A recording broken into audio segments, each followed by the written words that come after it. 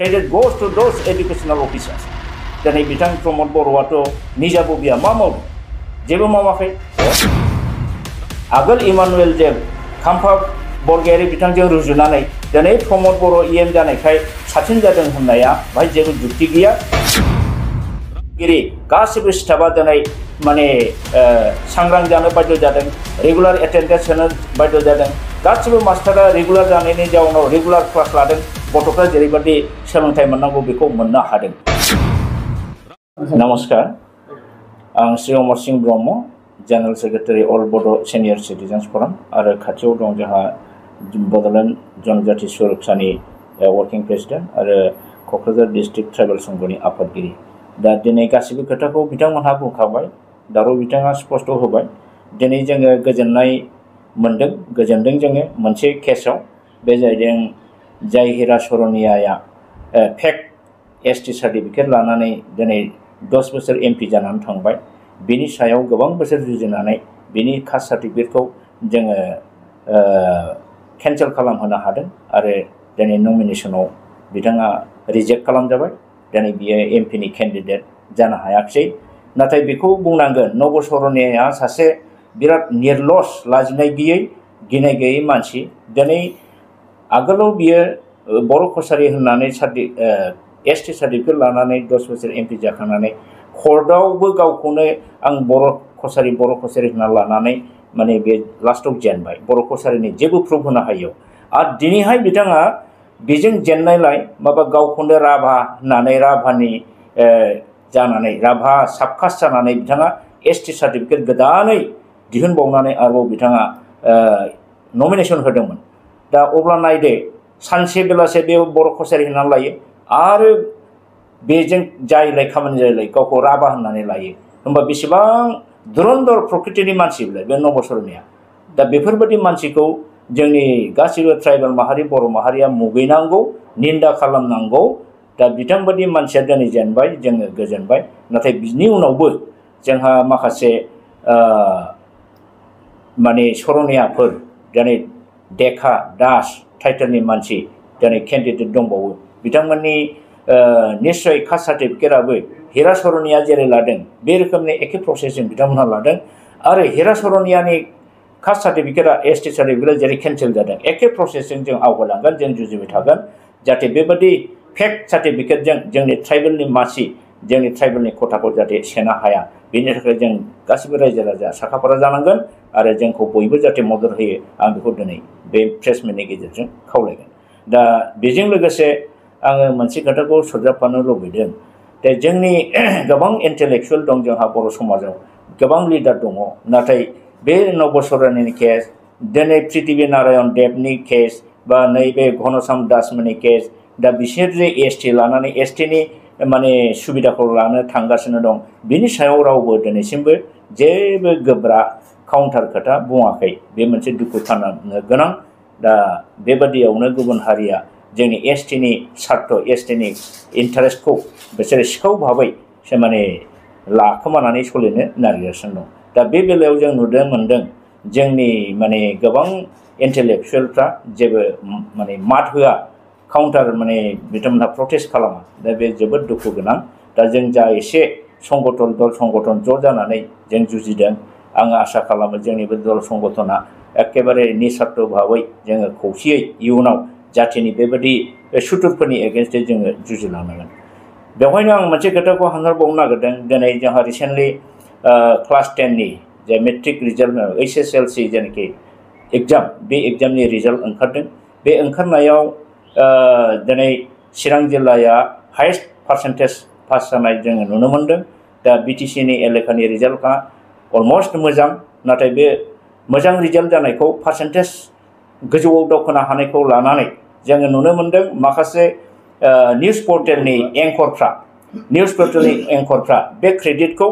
दानि BTR सरकार UPPL सरकार बा बिथां चिफ एक्जिकिउटिभ मेम्बार प्रमद बर'नि नामखौ लानायखौ जों नुनो मोनदों बिथांमोननि प्रमद बर'नि दैदेननायाव दिनै एडुकेसना जौगाखांदों होननायखौ बिथांमोनहा क्रेडिट होनानै होदों एंकरफ्रा नाथाय बे एंकरनि खोथाखौ आङो बुंनो सानदों बिथांमोननि बे एसेसमेन्टआ गोरोन्थि जादों दिनै बिथांमोना रुजुदों जे इमानुएल बसुमतारियाबो बिनि दिनावबो बिदि पार्सेन्टेज जायाखै 50-60 जादों आरो बिनिफ्राय डेपुटि चिफ बै समनि खाम्फा बरगयारि बिथाङा एडुकेसन इएम जादों बे समावबो बेबादिनो जादों 50-60 जादों नाथाय दिनै प्रमद बर' सारा माने एडुकेसननि इनचार्ज इएम हिसाबै बिथांनि दिनाव माने जे मेट्रिकनि रिजाल्ट बे बिराद टप लेभेलाव थांदों बे बिथांनि क्रेडिट होननानै बुंनाया बे गोरोन्थि जादों आं बेखौ गनायनो हाया मानो होनना बुङोबा एडुकेसन सिस्टेमा आगोलनिजों दिनैजों बिराद सोलायबाय सिस्टेमावबो सोलायदों आरो बै समनि परिबेस इमानुएला जेला इएम जायो बे समाव आन्दलन जोबखांनानै बिटिसि एकर्ड जाखांनानै जास्ट सान्थिल' फैहांदोंमोन बे समावहाय बेसे एबसु आन्दलननि दिनाव बेसेबांबा बोसोर खिथाबजों लिंक गैया न'जों सोमोन्दो गैया हाग्रा बंग्रा माइबारि दैबारि माने थाखोमानानै सोलिबोनाय समनिफ्राय फैनाय दा गतिके बे समाव बोरै पार्सेन्टेजआ मोजां जानो बेखौ बयबो साननो हायो बै आन्दलन पेरियडखौ दिनै गोसोखांहरनांगोन न' बां गारनानै बेसेबां हाग्राबारियाव माइबारियाव उन्दुबोदों दिनै बेबादियाव बोरै पार्सेन्टेज इमानुएलनि दिनाव बोरै जानो दिनै बिनि नेक्स्टआव जेन'बा खाम्फा बरगयारि बिथाङा जादों बिनि समावबो माने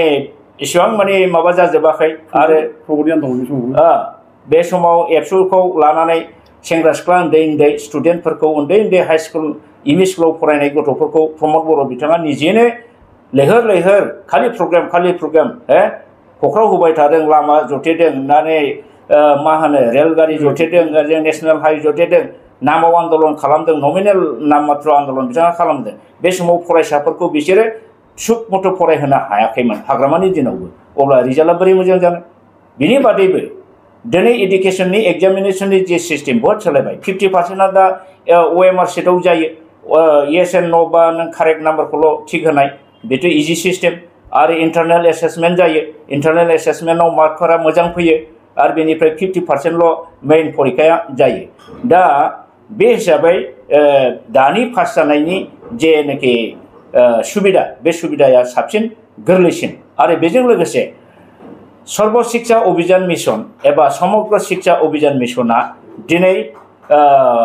आसाम सरकारनि हेफाजाबै गुणोत्सव सालायो गुणोत्सव सालायनानै दिनै पेरेन्ट टिचारनि गेजेराव कमिउनिटि पार्टिसिपेसन जे स्कुल एसएमसिफ्राबो बिराद रल लानांगौ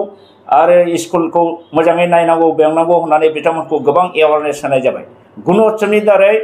रायजो राजाखौ बिमा बिफाखौ स्कुलजों फोरोंगिरिफोरजों बिराद मोनसे परिबेस खालामनानै होबाय बेनि जाउनाव दिनैहाय गोदोनि दिनाव जेराव स्कुलजों पेरेन्टसजों स्टुडेन्टजों लिंक गैयामोन दानि दिनाव बे जिनिसा जोबोद मोजां आरो बेनिफ्राय नों नायदो दानि दिनाव बे जेनाखि एडुकेसननि सर्व शिक्षा अभियान मिशन एबा समग्र शिक्षा अभियान मिशननि दिनाव दिनै शिक्षा सेतु बानायदों शिक्षा सेतुनि दारै गासिबो टिचारफोरनि बा स्टाफनि एटेन्डेन्सआ माने 8:30 बे जिनिसा एटेन्डेन्सखौ बिसोरो अनलाइनै शिक्षा सेतुआव आपल'ड खालामनांगौ दा बिनि जाउनावहाय गासिबो फोरोंगिरि गासिबो स्टाफआ दिनै माने सांग्रां जानो बाध्य जादों रेगुलार एटेन्डेन्स होनो बाध्य जादों गासिबो मास्टारा रेगुलार जानायनि जाउनाव रेगुलार क्लास लादों गथ'फ्रा जेरैबायदि सोलोंथाइ मोननांगौ बेखौ मोननो हादों दिनै जुदि समग्र शिक्षा अभियाना बेखौ लायामोनब्ला मालाबाबो टिचारा हयथ' एसेबां रेगुलार जानाय नङामोन दा बे हिसाबै आरो बेफोर खामानिखौ मावफुंदों दानि जोंनि जेन'बा स्कुल इन्सपेक्टरफोर डिस्ट्रिक्ट एलिमेन्टारि एडुकेसन अफिसारफोर ब्लक एलिमेन्टारि एडुकेसन अफिसारफोर बिथांनि आन्दाराव मावनाय सर्व शिक्षानि गोबां रोखोमनि अफिसारफोर CRCCफोर बिथांमोनहा स्कुल सुपारभिजन मनिटरिं खामानिखौ जोबोद मोजाङै मावफुंदों आरो फोरोंगिरिफोरखौ गाइड खालामदों टिचार ट्रेनिं होदों बेफोरनि जाउनाव दिनै एलिमेन्टारिनिफ्राय LP ME आरो सेकेन्डारि सेक्सनाव हाई स्कुल सेक्सन जेरावबो टिचारफोरखौ एलार्ट खालामनाय जादों पेरेन्टसफोरखौ एलार्ट खालामनाय जादों जायनि फलाव शिक्षा सिस्टेमा दिनै बहुद डेभेलप परिबेसाबो डेभेलप आरो बे हिसाबै डेभेलपमेन्टआ फैदों नाथाय आं बेखौ बुंगोन शिक्षा सेतुखौ प्रमद बर'आथ' खालामाखै बे माने जोंनि समग्र शिक्षानि बा आसाम गभर्नमेन्टनि बे मोनसे दिनै गुणोत्सवखौथ' प्रमद बर'आ खालामाखै बेखौ आसाम गभर्नमेन्टनि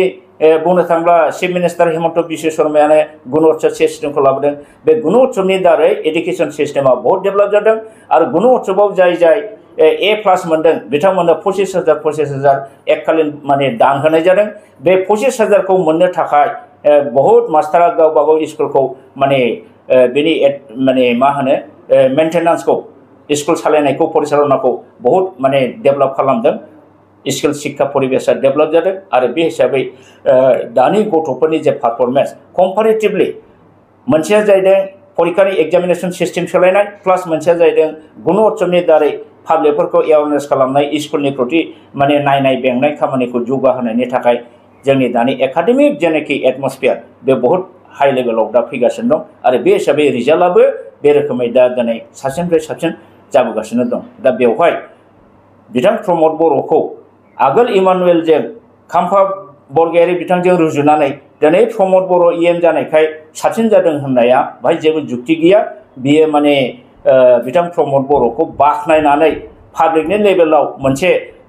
नाम खामायनानै होनायनि बादै जेबो जायाखै होननानै आं बुंदों एंकर बिथांमोनहा बांद्राय बेबादि गोथौयै एनालाइसिस खालामालासिनो जे मा खारनाव दिनै परिखानि रिजाल्टआ मोजां जादों बेखौ बिजिरनानै नायालासिनो बिथांमोनहा बुंनाया थि जायाखै आंनि मथेबा बे बेलायाव जोंनि गभर्नमेंट अफिसार एडुकेशननि जेनाखि इन्सपेक्टर सारमोन दङ डिअ दङ बिअ दङ सिआरसिसिफोर दङ बिथांमोनहासो क्रेडिटखौ मोननांगौ क्रेडिट गोज टु दोज एडुकेशनल अफिसार्स दिनै बिथां प्रमद बर'आथ' निजा बबिया मा मावदों जेबो मावाखै बिथाङा एसे एनै खबर लायो मालाबा स्कुलाव एलपि स्कुलाव हाबनानै गथ'फोरखौ टेस्टिं खालामलाबायो जायनि फलाव आङो मोनसे समाव होनदों जे स्कुलाव हाबनानै जुदि नोंथाङा जुदि क्लास लानो इन्टारेस्टबा इएमखौ सिएमखौ गारनानै नोंथाङा मास्टार एपइन्टमेन्ट लानानै मावबानो जाबायना बिदि होननानै आं मोनसे समाव बुंदों दा जाय हक आं बारा बुंला बे मेटाराव दा आनडिउ माने क्रेडिट खामायनानै होनो नागिरनायखौ एंकर बिथांमोनहा मावदों आरो आं बेखौ मालाबाबो एक्सेप्ट खालामनो हाया आरो बे पलिटिकेलाइज जादों आरो बेबादि जोंनि एंकर बिथांमोनहा खालामनो नाङा आं बेखिनिखौनो बुंनानै फोजोबनाय जाबाय गोजोन्थों।